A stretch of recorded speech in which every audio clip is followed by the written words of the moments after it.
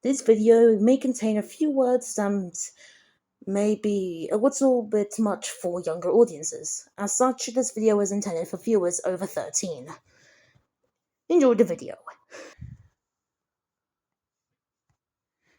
We all know who this thing is. Amongst the fans of Thomas and Friends, the topic of its recent 2D animated reboot, All Engines Go, is a bit of a hot topic. Many Thomas fans say the reboot is a horrible disgrace and should burn in the depths of hell. Some say it's alright, and some think it's just really mid, and some just don't care about it at all. I stand in the middle where I like Orange and Go, but I obviously have my gripes with it. Well, that's what we're going to get into today. With all that said, buckle your seatbelts and prepare for takeoff as with let's go into why I feel like Orange and Go is overhated. With all that said and done, let's all engines go! I should probably start with what the show is. The show is a 2D animated reboot of Thomas the Tank Engine and Friends. The Orange and Go started in September 2021 and ended May 11th, 2025. Correction. The show takes takes characters from Thomas and Friends and turns them into weird, cartoony versions of them. Here is what Percy looks like in the show. For one, here's something fans don't like. It's the character redesigns. For one thing, the engine's designs have become a lot cartoonier and unrealistic. I guess it's alright. I don't really mind it all that much. I mean, for characters like Nia and Edward, pretty crap. But characters like Percy and Gordon, that's alright. Something else people weren't fans of was the addition of iris color. Such as how Percy has green eyes, or James has brown eyes, or whatever. Or Thomas has blue eyes. People will constantly be at it over this concept because they find it just distracting and are just major haters of it. I, for one, don't think it's actually all bad.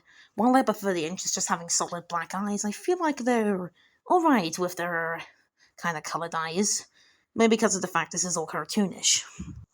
Something else Thomas fans weren't fans of was the lack of any piston rods on the engine's wheels. For those who don't know, they're basically metal rods attached to the engine to locomotive wheels to help them turn. Many Thomas fans hate this design change, and yeah, I can agree with them. The engines just look uncanny without piston rods. There are certain character designs in Orange and Go that I think actually are alright. James, for example, looks really good. While I feel like his red's a little bit too bright, I think it just works for him. I mean, James is probably the most accurate looking. Within the first season of the show, the 7th episode, Dragon Run, saw us seeing Edward in Orange and Go, and for one thing, he didn't have blue eyes, alright? But everyone hates Orange and Go Edward for the fact he is a 660? Huh? As many Thomas fans know, in the original books and TV series, Edward was depicted as a 440 wheel arranged locomotive. Meanwhile, his Orange and Go counterpart depicts him as a 660, which isn't even a British railway wheel configuration. And they also just give him a 4-wheel tender. In the episode Can't Go Slow, which was the one right before Dragon Run, we also got to see Henry. Basically, Henry takes Gordon's assets and just modified them to look like, well, Henry. Do I like it? Not really. It feels a little lazy. For one thing, he has a cube part on the back, which his diecast model doesn't have, a gold dome, which it's a bit weird. At least his face is somewhat alright. I mean, he has a more droopy looking nose than Gordon, so that's a win, I guess. Gordon is a bit mid. I mean, I would have wished he had had his proper wheel config back, because for some reason he was made into a 262, basically similar to Green Arrow, which I find a bit weird. And the consistencies of which engine gets four-wheel tenders is crazy. Characters like Gordon, Edward, Henry all have four-wheeled tenders. Meanwhile, Emily and James get to have six-wheeled tenders. What is the consistency? Many Thomas fans say Orange and Skull sucks because it just tarnishes Wilbur Audrey's legacy. Yes, that is very true. Also, Nia looks a bit weird in Orange and Skull. Like, why is her smoke box, like, all the way... Like, to freaking... Like, her smoke box has been unhealthily elongated. I don't know if that was an error or just this was intentional or not, but... Oh god, it's such an eyesore, bro. It honestly should be illegal how long a smoke box is, but... what can I honestly do about it? There is not much I can really do in this scenario. Something weird they did in the show was that they brought back Bulstrode. Yeah, Bulstrode of all characters got brought back in here in this series. Why Bulstrode of all characters? I have no clue. Maybe the fact that he was a boat character and thus this big remarkability, but I don't know, it's weird. Why of all characters he have Bulstrode, but to return is beyond me, but it's not really something I should really dwell on too much. The show only got greenlit for 2 seasons originally, before it got renewed for 4 seasons. But it has now since been defunct and cancelled. One thing they did do was bring back movies. This goes with the first one being All Engines Go, Race for the Sodal Cup. A very mid movie.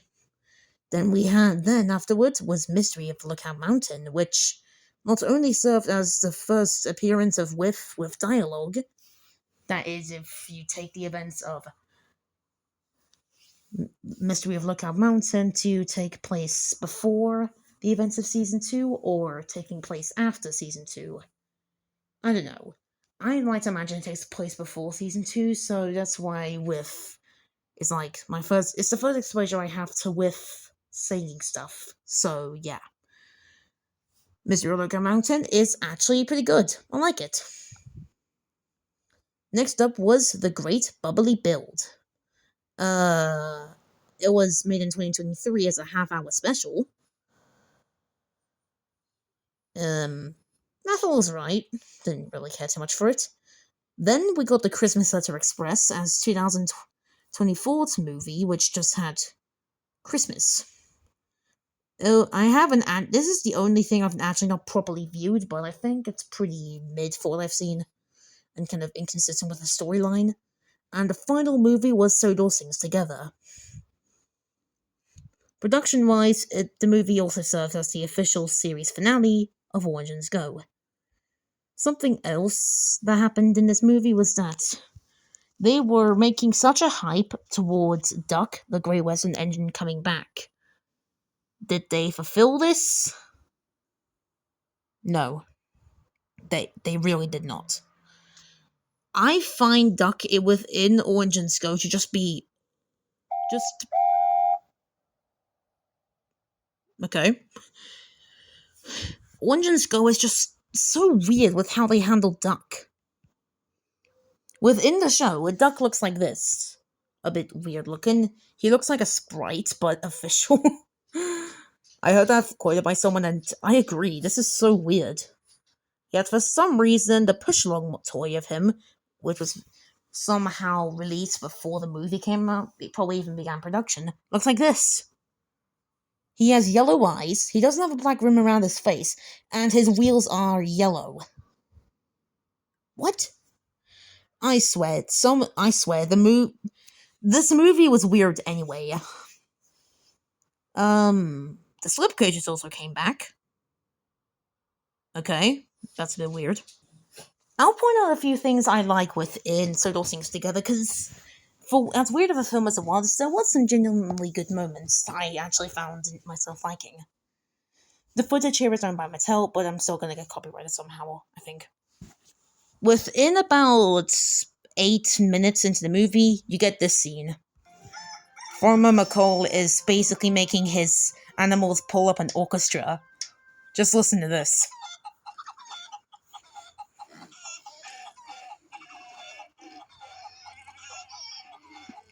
It is. It is.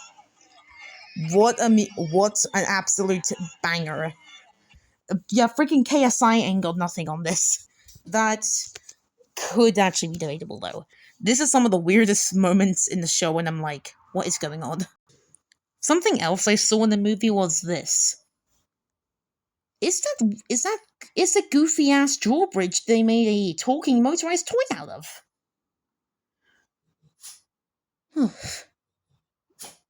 Well, call me crazy, but I thought this was just a toy they made. Yeah. Something else they did was I did not come in and I did not expect the movie, to have a reprise of I'm Gonna Chug from the first episode. I'm gonna have the covering up, sadly, for copyright. I'm gonna chug, I'm gonna chew, I've got a delivery to do. Up here's down here's around. Okay, you got the point, but I did not expect a reprise of I'm Gonna Chug from the pilot episode, from the first season's first episode, but hey, that's cool. Something else I like is that Annie is just not a fan of kazoo music. Can't like deny on that one, Annie, that kazoo music can be a bit annoying. And also this moment where Nia and Thomas are at the FaceTime Museum with a T-Rex skeleton with bones that are floating. Wait, let's take a close look. Oh, and then we can just see a line connecting them. Nia makes a pretty mid joke, and then this happens.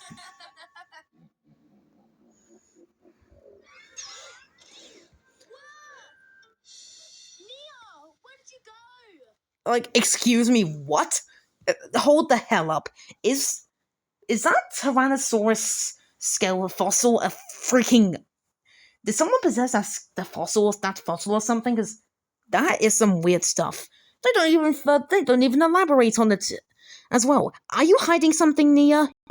Okay, no joke. The first time I saw this, I thought Nia was freaking making out with the calliope.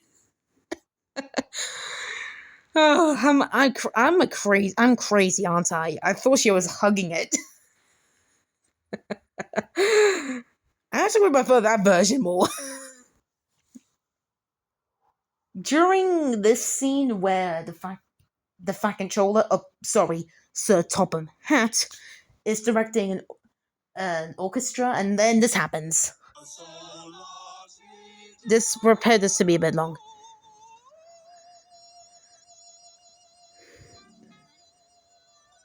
Reginald, the baker, is just cracks the longest note in human history.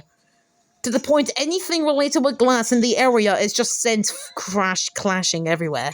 Shit, what? Oh my god, bro, everything is breaking! Oh, Jesus Christ! What are they doing, bro? Oh my god! Reginald, chill, you're gonna break everything! What's Henry doing here? Where's his cab window? What? What is going on? What the hell? Okay, I found this moment to be kind of weird. It was like straight up crazy. I find it to be impossible to see it happen or just work within logic. The fat controller. You know what? I'm calling him the fat controller. I feel like I'm more familiar with saying the fat controller than the Topham Hatt. So essentially, the fat controller then is saying, "Oh no, we've broken all the stage lights," and then, yeah. Okay. Them just doing the dum dum dum thing was actually kind of funny. Somehow, Gordon has a more interesting plot. Gordon's side plot in the movie is somehow more enjoyable. The most enjoyable thing in the film. I also like his UK voice actor. I think it kind of fits him. A common animation error in the film, Nia's wheels turn black for some reason. Then Gordon gets lost within, I can only assume, Crumble Canyon, maybe? And then... Oh, whoa, whoa, whoa, whoa. That was a freaking Ghislaine Entertainment logo eagle sound, what? Okay, never mind, it was a seagull. God, I'm stupid. To save myself from being copyrighted over this film, I'm not showing you anymore. Psych, one more clip. During the scene, then later on, after Nia and Thomas spend like 20 minutes chasing the Calliope, it ends up going through a train wash, and then I just love these lines. The Calliope just went through the train wash. Why is it bubbling? Bro, the way he said, why is it bubbling? What the hell is that line about, Thomas, bro? Jeez. Okay, I'm done. At least with the movie, because there was something called a copyright that I have to be mindful of. One thing I'm not a fan of in the series is when they is the inclusion of sing-along songs during the episodes. Some of them are alright. Some of them can be good, only if they're used sparingly. For one thing, you got Good Friends Will Help You Get Back on Track from Catastrophe from Season 4. That's good. I Am A-OK from Quack and Quandary, also really good. But then there's ones like this example. There's a good example is Percy in the Middle from Season 2. Somehow it's even more horribly written than that one Season 6 episode, like Ari and Bojo like, little green picky in the middle, meh. One thing, this is when a music video in every random episode of the show, in a consistent order, just turns sour. In the episode, Percy is just like at this breaking point with Thomas and Diesel bickering, and he's like, shut your pipe holes already! Percy is like actually having a good crash out moment, and then it's ruined by this. But it wasn't fun for anyone! Oh, come on, you had to ruin a good crash out moment with a freaking song. What, Percy? I used to think you were cool. But now I think Sandy is cool. Straight up though, I think Sandy is probably one of the most likable characters, being a bit of a tech nerd or something. Just being like, let's do science because I'm the nerdy pink train. Hooray and hurrah. That is like the most inaccurate thing I've said on YouTube. Please forgive me. Another thing I hate in The Legends Go is Sir Topham Hatt. He is handled horrifically. In the original Thomas and Friends series, he was portrayed as a stern but firm father figure sort of character, while being a railway controller. In The Legends Go, he's just this stupid, bumbling fool comedic foil character who mixes up words because why not? He's also just like getting all panicky and worried all the time. That's actually one of the best moments in the final scene of Legends Go. Let me show you. During one of the final moments in Legends Go, when Nia's kind of getting the main 7, well, technically 8 if you qualify Bruno, just all in agreement of a sort of song, but then Percy's like this. Oh, we better hurry. I don't want Sir Topham Hatt to be worried. Diesel immediately afterwards says, Isn't he always worried? that is the truest statement I've ever heard in the bloody show. Do you see what I mean? The Fat Controller is not even a controller. His job is essentially just taken by Gordon. Why Gordon of all characters, I have no idea, so yeah. But now it's time for a random fact. In the episode Nia's Perfect Plan from Season 1, a part of the episode includes a traffic jam scene with this unknown engine next to Gordon. This engine essentially is just Henry retextured purple. Now, it appears in this one episode, and you don't really need to give a second thought about it, but for some reason, this always irked me because this purple tenor engine could have been a really neat thing. We could make it like Henry's brother or something, like maybe Jeremy. That's how I made my character, Jeremy. We already had a purple Henry reskin anyway. Have you not seen Thomas's trusty friend, trusty Trunky or some crap like that? That's why I made a custom of Jeremy to basically give that one appearance background engine something to him. Something else I like and I think could have worked in the show is the concept of Trainiac and Ultra Train. They're basically like Action Chugger from Chuggington, essentially. Or at least this guy. This guy. Why did I do that? Something else I like is Bruno. He was introduced in season 2, and I think he's a really good addition to the cast. Basically, Bruno is an autistic caboose who is just concerned and intrigued with schedules and if things go right on time, and if they don't, Bruno gets into a whole panic attack about it.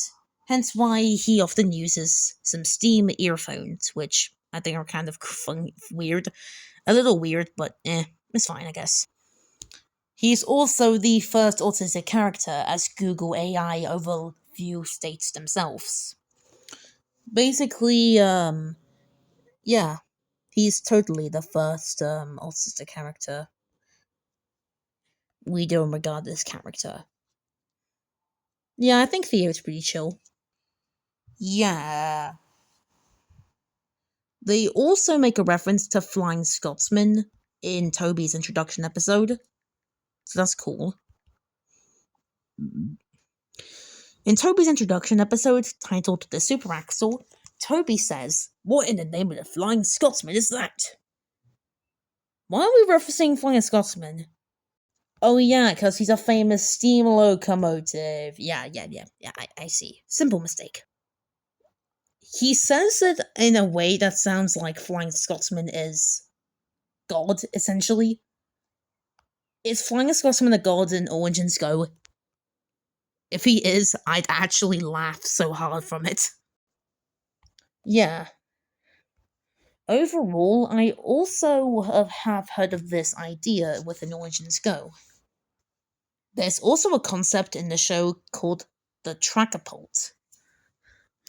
It basically is a spring-loaded articulator invented in 2021, which allows engines to jump across tracks without the aid of points.